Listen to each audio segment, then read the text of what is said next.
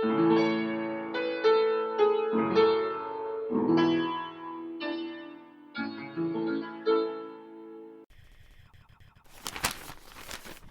you sure I can't help you in any way, Blunchley? Quite sure, thank you. Serenov and I will manage it. Yes, we'll manage it. He finds out what to do, draws up the orders, and I sign 'em. Division of labor, Major. Another one. Thank you. This hand is more accustomed to the sword than to the pen. It's very good of you, Blunchley. It is indeed, to let yourself be put upon in this way. Now, are you quite sure I can do nothing? You can stop interrupting, Paul. Huh? Oh, quite right, my love. Quite right. And you haven't been campaigning, Catherine. You don't know how pleasant it is for us to sit here after a good lunch with nothing to do but enjoy ourselves. There's only one thing I want to make me thoroughly comfortable. What is that? My old coat. I'm not at home in this one. I feel as if I were on parade. My dear Paul, how absurd you are about that old coat. It must be hanging in the blue closet where you left it. My dear Catherine, I tell you I've looked there. Am I to believe my own eyes or not? What are you showing off that bell for? My dear, if you think that obstinacy of your sex can make a coat out of 2 old dressing gowns of Raina's, you're waterproof and my Macintosh, you're mistaken. That's exactly what the blue closet contains at present. Nicola, go to the blue closet and bring your master's old coat here. The braided one he usually wears in the house. Yes, madam. Catherine, Yes, Paul? I bet you any piece of jewelry you like to order from Sophia against a week's housekeeping money that the coat isn't there. Done, Paul. Come, here's an opportunity for some sport. Who'll bet on it? Blunchley, I'll give you 6-1. It would be robbing you, Major. Madame is sure to be right. Bravo, Switzerland, Major. I bet my best charger against an Arab mare for Raina that Nicola finds the coat in the blue closet. Your best charge. Don't be foolish, Paul. An Arabian mare will cost you 50,000 levers. Really, Mother, if you are going to take the jewelry, I don't see why you should grudge me my Arab. Where was it, Nicola? Hanging in the blue closet, madam. Well, Paul! I could have sworn it wasn't there. Age is beginning to tell on me. I'm getting hallucinations. Here, help me to change. Excuse me, Blunchley. Remember, I didn't take that bet of yours, Sergius. You'd better give Raina that Arab steed yourself, since you've roused her expectations. Raina? She's dreaming, as usual. Assuredly, she shall not be the loser. So much the better for her. I shan't come off so cheap, I expect. Now I feel at home at last. That's the last order. What? Finished? Finished. Haven't you anything for me to sign? Not necessary. His signature will do. Well, I think we've done a thundering good day's work. Can I do anything more? You had better both see the fellows that are to take these. Pack them off at once, and show them that I've marked on the orders the time they should hand them in by. Tell them that if they stop to drink or tell stories, if they're 5 minutes late, they'll have the skin taken off their backs. I'll say so. And if one of them is man enough to spit in my face for insulting him, I'll buy his discharge and give him a pension. Just see that he talks to them properly, Major, will you? Quite right, Blunchley, quite right. I'll see to it. By the by, Catherine, you may as well come too. They'll be far more frightened of you than of me. I dare say I had better. You only splutter at them. What a country! They make cannons out of cherry trees, and the officers send for the wives to keep discipline. You look ever so much nicer than when we last met. What have you done to yourself? Washed, brushed, good night's sleep and breakfast, that's all. Did you get back safely that morning? Quite, thanks. Were they angry with you for running away from Sergius's charge? No, they were glad, because they'd all just run away themselves. It must have made a lovely story for them. All that about me and my room. Capital story. But I only told it to one of them, a particular friend. On whose discretion you could absolutely rely? Absolutely. He told it all to my father and Sergius the day you exchanged the prisoners. No, you don't mean that, do you? I do indeed. But they don't know that it was in this house that you hid. If Sergius knew, he would challenge you and kill you in a duel. Bless me.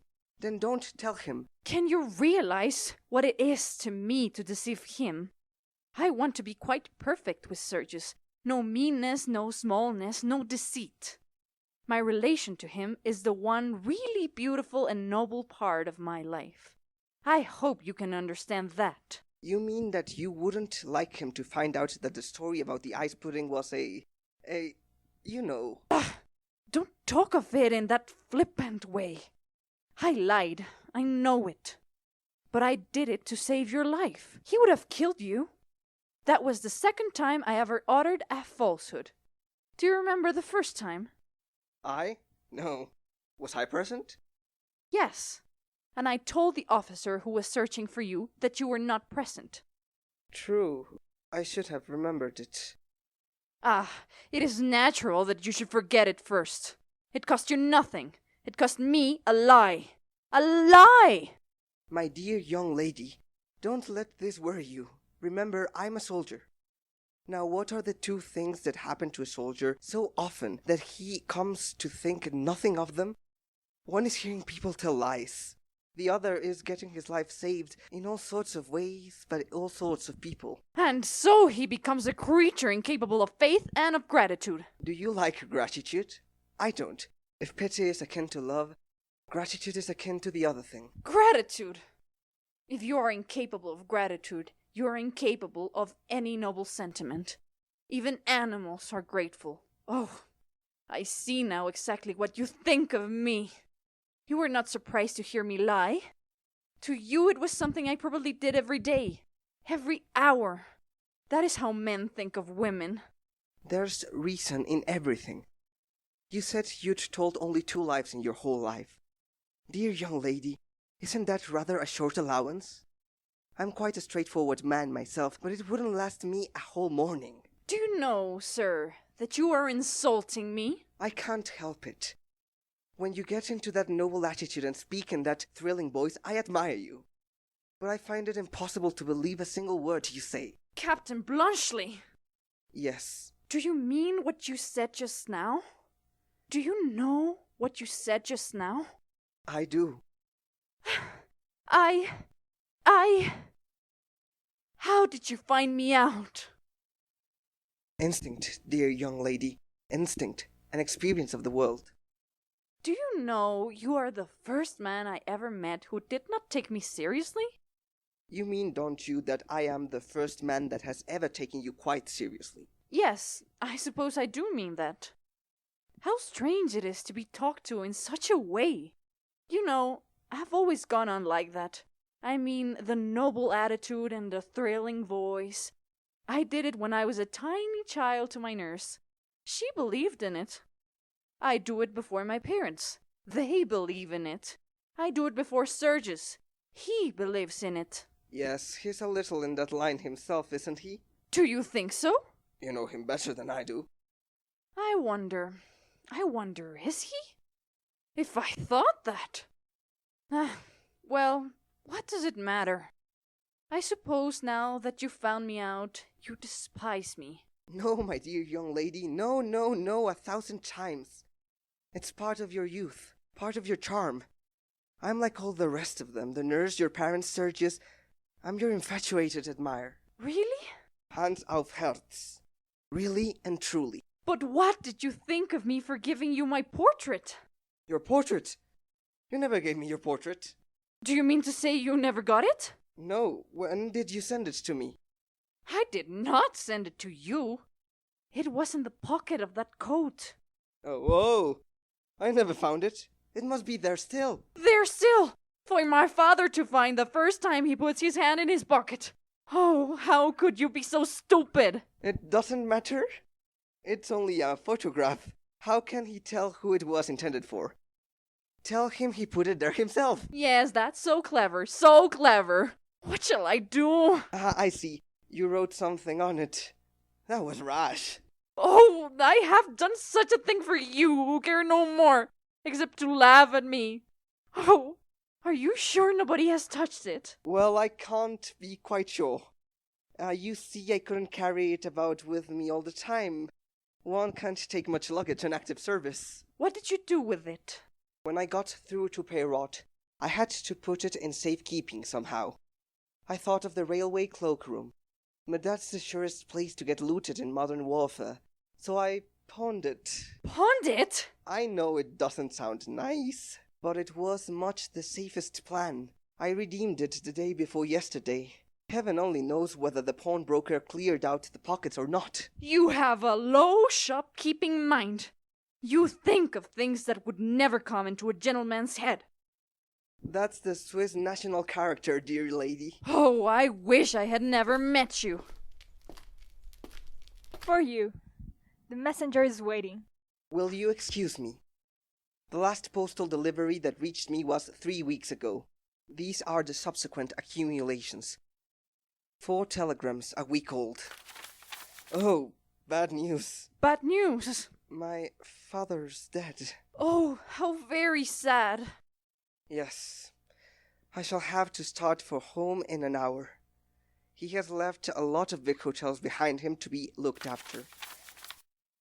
Here's a walking letter from the family solicitor. Great heavens! 70, 200, 400, 4,000, 9,600. What on earth shall I do with them all? 9,000 hotels? Hotels? Nonsense. If you only knew. Oh, it's too ridiculous. Excuse me. I must give my fellow orders about starting. He has not much heart, that Swiss, though he is so fond of the Servians. He has not a word of grief for his poor father. Grief? A man who has been doing nothing but killing people 3 years. What does he care? What does any soldier care? Major Saranov has been fighting too, and he has plenty of heart left. Aha! I thought you wouldn't get much feeling out of your soldier. I've been trying all the afternoon to get a minute alone with you, my girl. Why, what fashion is that of wearing your sleeve, child? My own fashion. Indeed. If the mistress catches you, she'll talk to you. Is that any reason why you should take it on yourself to talk to me? Come, don't be so contrary with me. I've some good news for you. See, at 20 Levaville, Sergius gave me that out of pure swagger. A fool and his money are soon parted. There's 10 leva more. The Swiss gave me that for backing up the mistress and Raina's lies about him. He's no fool, he isn't. You should have heard old Catherine downstairs as polite as you please to me, telling me not to mind the major being a little impatient, for they knew what a good servant I was after making a fool and a liar of me before them all. The 20 will go to our savings, and you shall have the 10 to spend if you'll only talk to me so as to remind me I'm a human being. I get tired of being a servant occasionally. Yes, sell your manhood for 30 levas, and buy me for 10. Keep your money. You were born to be a servant. I was not. When you set up your shop, you will only be everybody's servant, instead of somebody's servant. Ah, wait till you see. We shall have our evenings to ourselves, and I shall be master in my own house. I promise you. You shall never be master in mine. You have a great ambition in you, Luca. Remember, if any luck comes to you, it was I that made a woman of you. You? Yes, me. Who was it made you give up wearing a couple of pounds of false black hair on your head and reddening your lips and cheeks like any other Bulgarian girl? I did. Who taught you to trim your nails and keep your hands clean and be dainty about yourself like a fine Russian lady? Me! Do you hear that? Me! I've often thought that if Raina were out of the way, and you just a little less of a fool and Sergius just a little more of one, you might come to be one of my grandest customers, instead of only being my wife and costing me money. I believe you would rather be my servant than my husband. You would make more out of me. Oh, I know that soul of yours. Never you mind my soul, but just listen to my advice. If you want to be a lady, your present behavior to me won't do at all, unless when we're alone. It's too sharp and impudence is a sort of familiarity. It shows affection for me, And don't you try being high and mighty with me either. You're like old country girls. You think it's genteel to treat a servant the way I treat a stable boy. That's only your ignorance. And don't you forget it. And don't be so ready to defy everybody. Act as if you expected to have your own way, not as if you expected to be ordered about. The way to get on as a lady is the same as the way to get on as a servant. You've got to know your place. That's the secret of it. And you may depend on me to know my place if you get promoted. Think over it, my girl. I'll stand by you. One servant should always stand by another. Oh, I must behave in my own way. You take all the courage out of me with your cold-blooded wisdom. Go and put those logs on the fire. That's the sort of thing you understand. I am not in the way of your work, I hope. Oh no, sir. Thank you kindly. I was only speaking to this foolish girl about her habit of running up here to the library whenever she gets a chance to look at the books. That's the worst of her education, sir. It gives her habits above her station. Make that table tidy, Luca, for the major. Let me see. Is there a mark there? Does it hurt? Yes. Shall I cure it? No, you cannot cure it now. Quite sure? Don't trifle with me, please. An officer should not trifle with a servant. That was no trifle, Luca. No. Are you sorry? I am never sorry. I wish I could believe a man could be so unlike a woman as that. I wonder, are you really a brave man? Yes, I am a brave man. My heart jumped like a woman's at the first shot, but in the charge I found that I was brave. Yes, that at least is real about me. Did you find in the charge that the men whose fathers are poor like mine were any less brave than the men who are rich like you? Not a bit. They all slashed and cursed and yelled like heroes. Pshaw! The courage to rage and kill is cheap. I have an English bull terrier who has as much of that sort of courage as the whole Bulgarian nation and the whole Russian nation at its back. But he lets my groom thrash him all the same. That's your soldier all over. No, Luca, your poor men can cut throats, but they are afraid of their officers. They put up with insults and blows. They stand by and see one another punished like children. Aye, and help to do it when they are ordered. And the officers, well, I am an officer. Oh, give me the man who will defy to the death any power on earth or in heaven that sets itself up against his own will and conscience. He alone is the brave man. How easy it is to talk. Men never seem to me to grow up. They all have schoolboys' ideas. You don't know what true courage is. Indeed. I am willing to be instructed. Look at me. How much am I allowed to have my own will? I have to get your room ready for you, to sweep and dust, to fetch and carry. How could that degrade me if it did not degrade you to have it done for you? But if I were Empress of Russia, above everyone in the world, then, though according to you I could show no courage at all, you should see. What would you do, most noble Empress? I would marry the man I loved, which no other queen in Europe has the courage to do. If I loved you, though you would be as far beneath me as I am beneath you, I would dare to be the equal of my inferior. Would you dare as much if you loved me? No. If you felt the beginnings of love for me, you would not let it grow. You dare not. You would marry a rich man's daughter because you would be afraid of what other people would say of you. You lie! It is not so, by all the stars. If I loved you, and I were the Tsar himself, I would set you on the throne by my side. You know that I love another woman. A woman as high above you as heaven is above earth. And you are jealous of her. I have no reason to be. She would never marry you now. The man I told you of has come back. She would marry the Swiss. The Swiss? A man worth 10 of you. Then you can come to me, and I will refuse you. You are not good enough for me. I will kill the Swiss, and afterwards I will do as I please with you. The Swiss will kill you, perhaps. He has beaten you in love. He may beat you in war. Do you think I believe that she, whose worst thoughts are higher than your best ones, is capable of trifling with another man behind my back? Do you think she would believe the Swiss if you told her now that I am in your arms? Damnation! Oh, damnation! Mockery, mockery everywhere.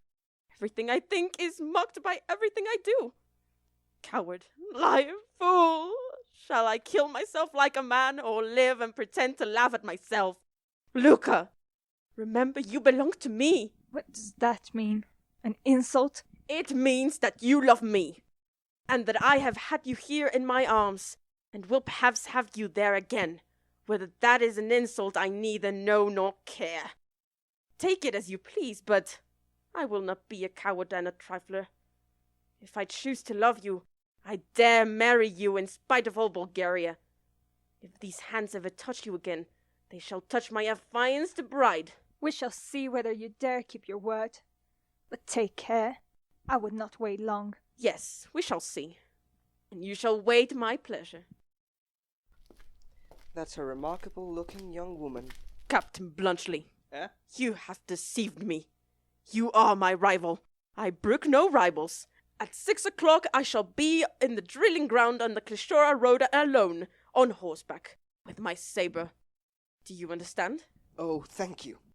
That's a cavalryman's proposal.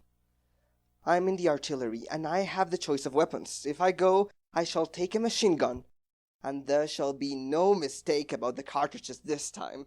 Take care, sir. It is not our custom in Bulgaria to allow invitations of that kind to be trifled with. Pooh, don't talk to me about Bulgaria. You don't know what fighting is. But have it your own way. Bring your saber along. I'll meet you. Well said, Switzer. Shall I lend you my best horse? No, damn your horse. Thank you all the same, my dear fellow. I shall fight you on foot. Horseback's too dangerous. I don't want to kill you if I can help it. I have heard what Captain Bluntschli said, Sergius. You are going to fight. Why? What about? I don't know. He hasn't told me. Better not interfere, dear young lady. No harm will be done. I've often acted as sword instructor. He won't be able to touch me, and I'll not hurt him. It will save explanations. In the morning I shall be off home, and you'll never see me or hear of me again. You and he will then make it up and live happily ever after. I never said I wanted to see you again. Ha! That is a confession. What do you mean? You love that man. Sergius! You allow him to make love to you behind my back, just as you accept me as your affianced husband behind his. Bluntschli, you knew our relations, and you deceived me. It is for that I call you to account, not for having received favors that I never enjoyed. Stuff! Rubbish! I have received no favors. Why, the young lady doesn't even know whether I'm married or not. Oh! Are you? You see the young lady's concern, Captain Bluntschli. Denial is useless. You have enjoyed the privilege of being received in her own room late at night. Yes, you blockhead. She received me with a pistol at her head. Your cavalry were at my heels. I'd have blown out her brains if she uttered a cry. Bluntschli! Raina, is this true? Oh, how dare you! How dare you! Apologize, man, apologize. I never apologize. This is the doing of that friend of yours, Captain Bluntschli. It is he who is spreading this horrible story about me. No, he's dead. Burnt alive. Burnt alive! Shot in the hip in a wood yacht. Couldn't drag himself out. Your fellow's shells set the timber on fire and burned him, with half a dozen other poor devils in the same predicament. How horrible! And how ridiculous! Oh, war! War, the dream of patriots and heroes, a fraud, Bluntschli, a hollow sham like love. Like love? You say that before me. Come, Saranov. That matter is explained. A hollow sham, I say. Would you have come back here if nothing had passed between you except at the muzzle of your pistol? Raina is mistaken about our friend who was burnt. He was not my informant. Who then? Ah, Luca, my maid, my servant. You were with her this morning, all that time after... Oh, what sort of god is this I have been worshipping? Do you know that I looked out of the window as I went upstairs? to have another side of my hero. And I saw something that I did not understand then. I know now that you were making love to her. You saw that? Only too well. Raina, our romance is shattered. Life's a farce. You see, he has found himself out now. Bluntschli, I have allowed you to call me a blockhead. You may now call me a coward as well. I refuse to fight you. Do you know why? No, but it doesn't matter. I didn't ask the reason when you cried on, and I don't ask the reason now that you cry off. I'm a professional soldier. I fight when I have to, and am very glad to get out of it when I haven't to. You're only an amateur. You think fighting's an amusement. You shall hear the reason all the same, my professional. The reason is that it takes two men, real men, men of heart, blood and honor, to make a genuine combat.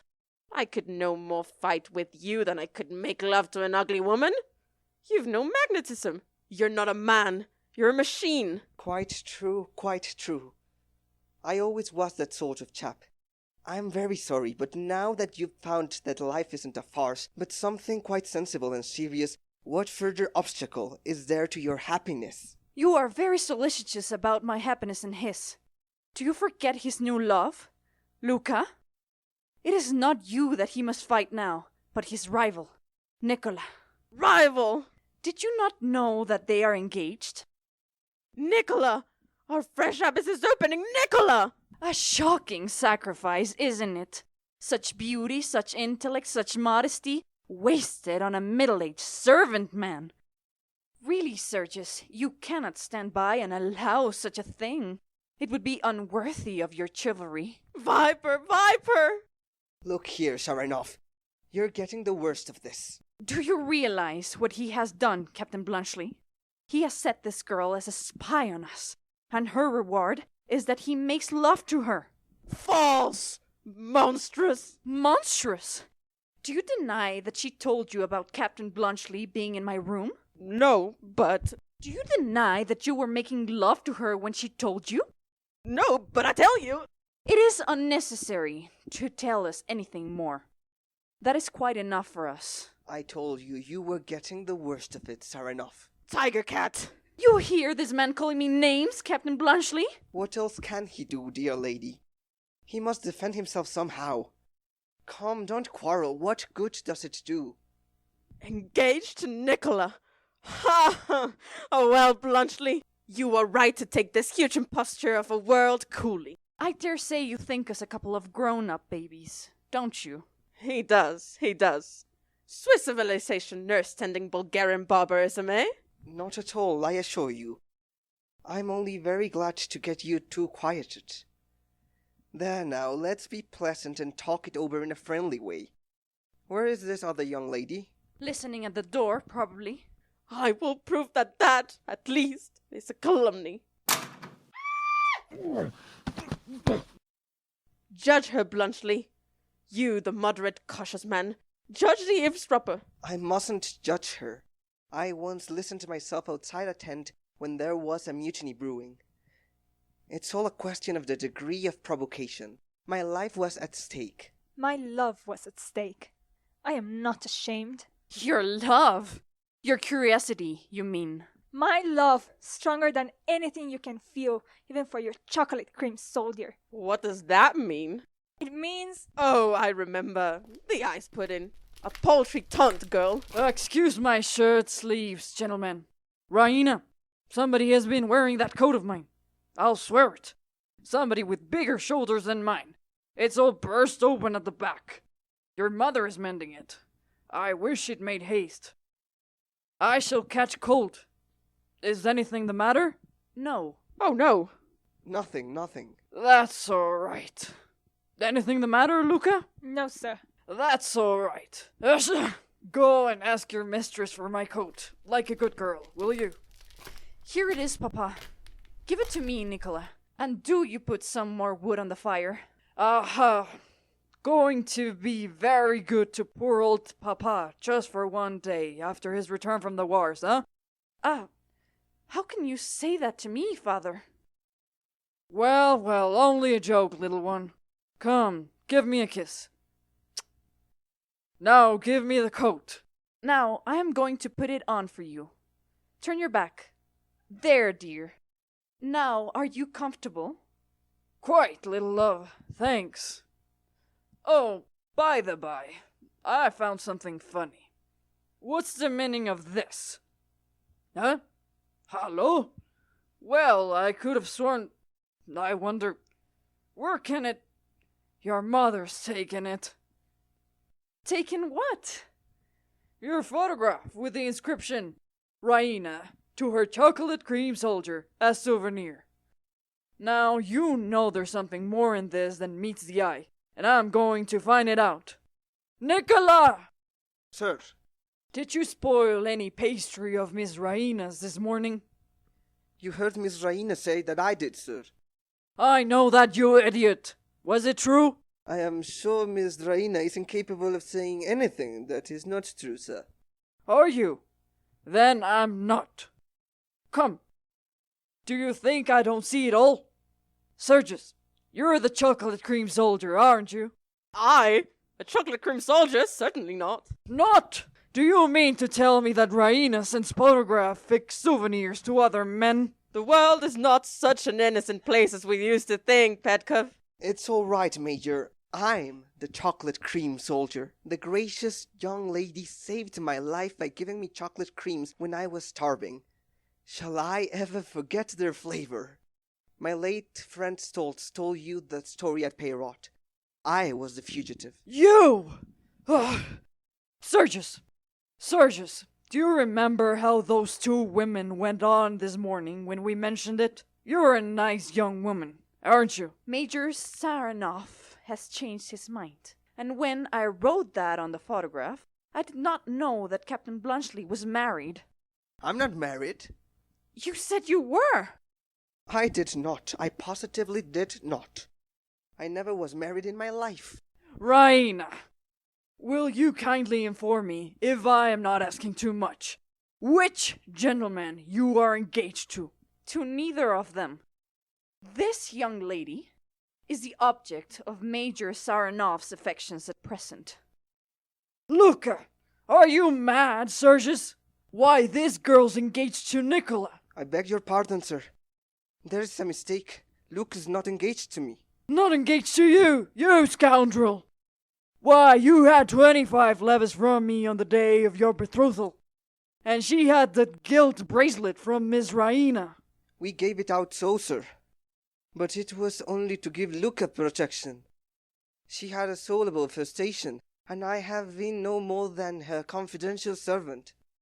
I intend, as you know, sir, to set up a shop later on in Sofia, and I look forward to her custom and recommendation should she marry into the nobility.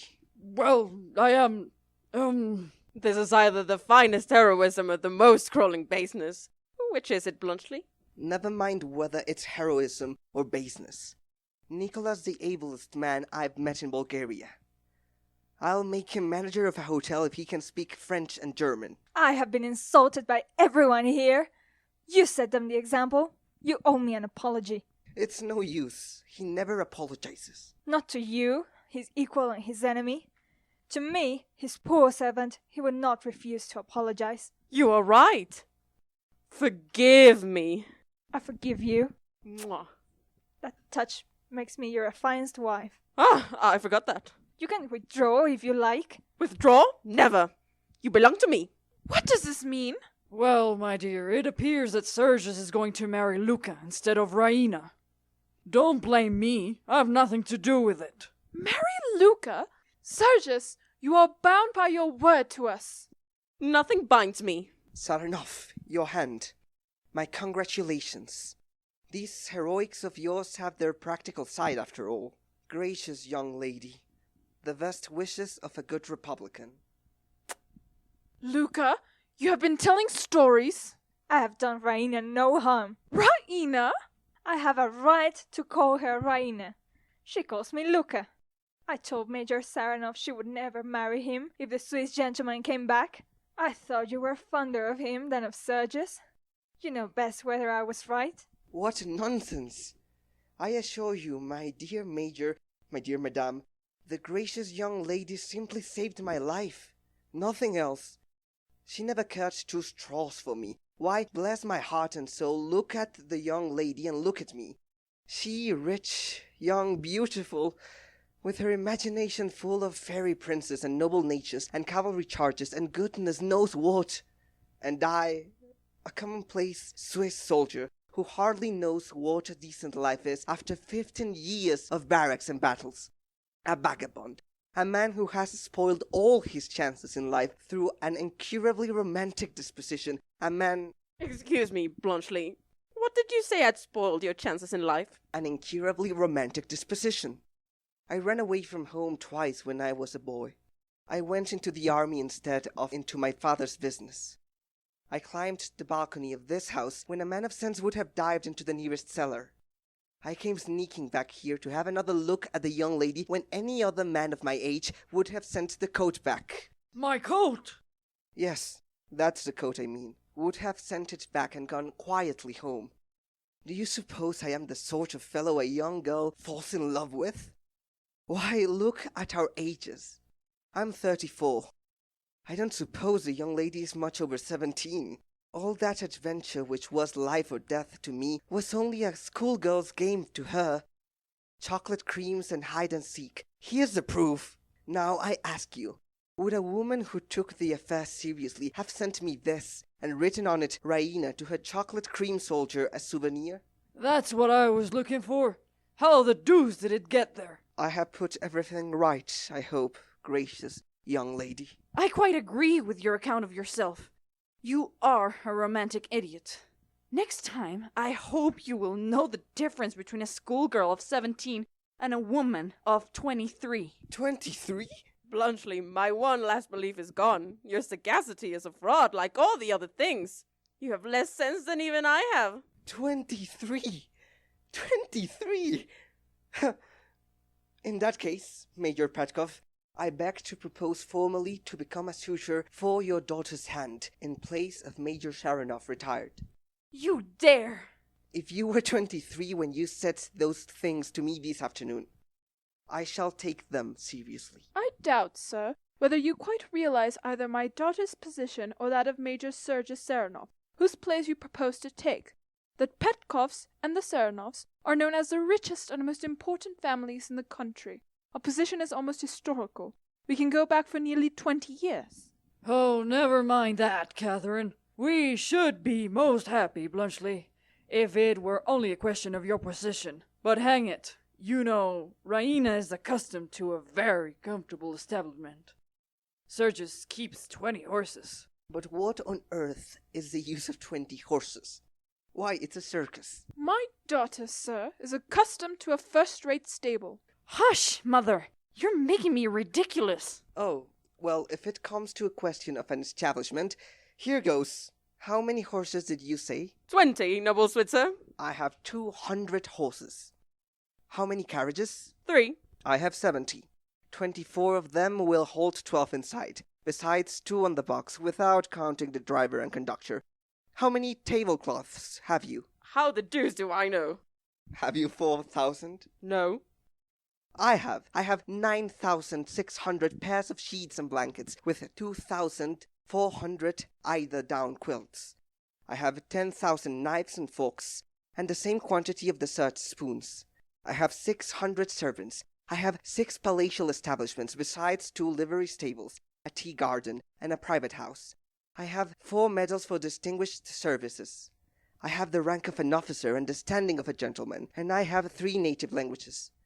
Show me any man in Bulgaria that can offer as much. Are you Emperor of Switzerland? My rank is the highest known in Switzerland. I'm a free citizen. Then, Captain Blunchley, since you are my daughter's choice, I shall not stand in the way of her happiness. That is Major Petkov's feeling also. Oh, I shall be only too glad. 200 horses! Whew. What says the lady? The lady says that he can keep his tablecloths and his omnibuses. I am not here to be sold to the highest bidder. I won't take that answer. I appeal to you as a fugitive, a beggar, and a starving man. You accepted me. You gave me your hand to kiss, your bed to sleep in, and your roof to shelter me. I did not give them to the Emperor of Switzerland. That's just what I say. Now tell us who you did give them to. To my chocolate cream soldier. That'll do, thank you. Time's up, Major. You've managed those regiments so well that you are sure to be asked to get rid of some of the infantry of the Timok division. Send them home by way of Lompalanka. Saranov, don't get married until I come back. I shall be here punctually at 5 in the evening on Tuesday fortnight. Gracious ladies, good evening. What a man! What a man! Dramatis personae. Raina Petkov, played by Emilia Alcala. Captain Blunchley, by Ian Iracheta. Major Sergius Saranov, by Melissa Alcala. Luca, by Daniela Zárate. Catherine Petkov, played by Betsy Juarez. Major Paul Petkov, played by Emilia Alcala. Nicola, played by Ian Iracheta.